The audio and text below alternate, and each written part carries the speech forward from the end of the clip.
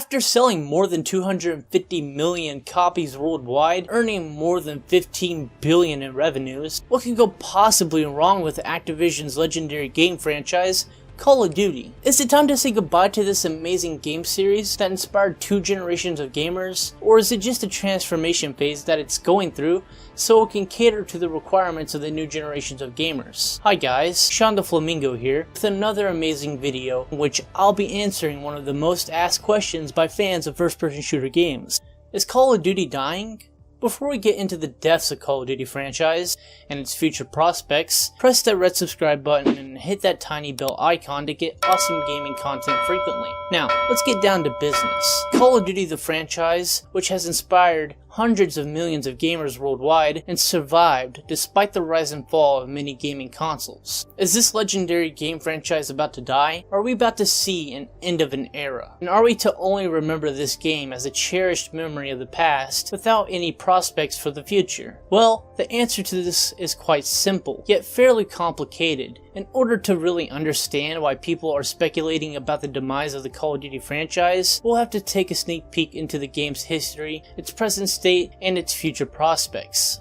The first Call of Duty game came out in 2003 and made a decent impact on the gaming world. The game gave direct competition to EA Sports franchise Medal of Honor and made its place in the first-person shooter genre. Activision, being a smart game production company, capitalized on the success of the first game and made the next few games based on the same setting of World War II. This was the time when the consoles were finally delivering decent graphics and the gamers were interested in the old historic setting of World War II. The focus of the gamers at the time was more on the story of the game along with the decent gameplay. Then things began to change. The gamers began to get bored of the World War II setting and they had more options that provided much more imaginative scenarios that were closer to the modern day scenarios. This was also the time when many gaming companies realized the potential of multiplayer gaming and started pushing out some amazing multiplayer games. Feeling the heat, Activision introduced the Modern Warfare titles, and all credit to them, they absolutely aced it. The transition of Call of Duty from a historic-based franchise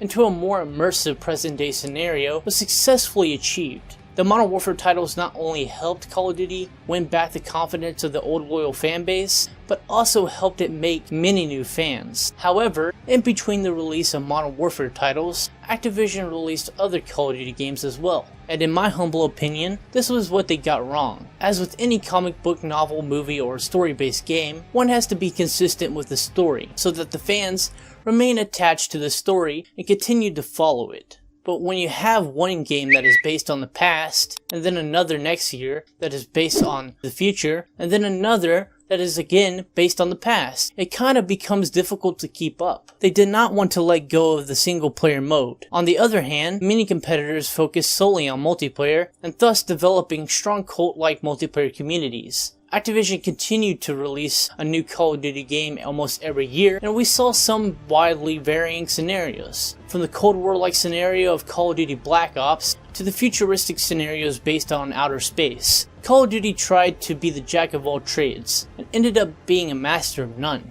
Fast forward today, and no one can pinpoint what exactly is the Call of Duty franchise about. It has become a weird mix of different games, set in different settings, and having stories that do not relate with each other. Call of Duty is not known for its strong community like some other multiplayer games. In 2017, when Call of Duty World War II was released, it seemed that Activision was running out of ideas, and it would be just a matter of time before we see the ultimate demise of the Call of Duty franchise. However, things started changing in 2018. With the release of Black Ops 4, although Activision did not get the desired results of the retail sales, it did get amazing results in digital sales. In fact, Black Ops 4 was Activision's most successful digital launch. And now in 2019, Activision has not only entered the world of mobile gaming, it has also released Call of Duty Modern Warfare for console and PC. Even if the new Modern Warfare title fails to grasp the attention of the gaming community, Activision is back in the big time. And this is all thanks to the release of Call of Duty Mobile. PUBG and Fortnite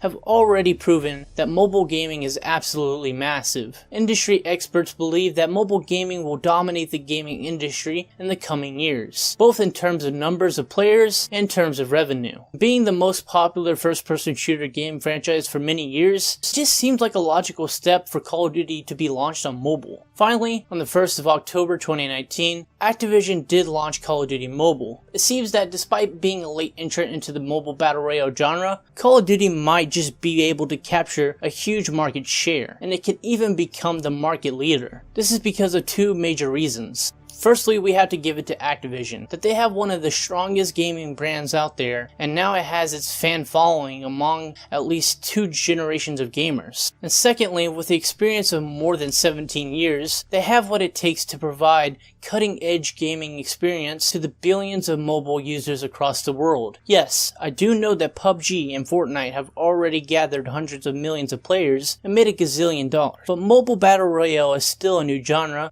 and the fact that Call of Duty Mobile smashed multiple records upon its release simply gives us a glimpse of the strength of the franchise as a brand. Call of Duty Mobile got the most number of downloads ever for a mobile game. During the first week of its release, it crossed the magic number of 100 million downloads during the first week. In contrast, PUBG had 28 million downloads and Fortnite had 22 million downloads during the first week of release. So the answer to the question that is Call of Duty dying has a simple and straightforward answer. That is a big no. It seems that Call of Duty is here to stay in one form or the other. The developers and research team behind Call of Duty are smart enough to realize the importance of diversification. So even if the game dies on console and PC, which is not really the case, it is here to stay on mobile phones. Last but not least, there is one very important fact that we have to keep in mind. Call of Duty has been around since 2003 and it's now in the 17th year. It is remarkable that the highly competitive gaming industry, Activision has been able to keep up the game and headlines for such a long time. But like all good things, it must come to an end one day. It is just not possible for a game to keep dominating the industry for several years. The competition is very tough, the technology keeps improving, and the priorities of the gamers keep on changing.